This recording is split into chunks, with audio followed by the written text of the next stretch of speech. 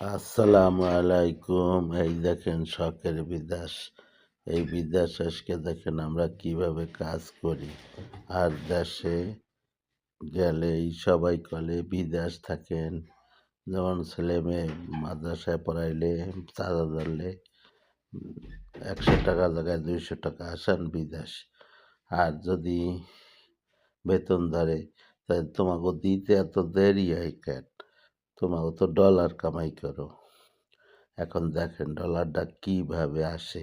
দেখছেন এই গেটটা ঢালাই দেবে, কোন জায়গা চোর গিয়ে কীভাবে কাজ করি বিদেশে।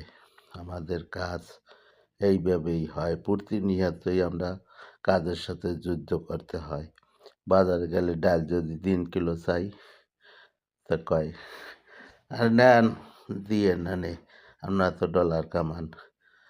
দেখছেন এখন এই ডলারটা কিভাবে আসে।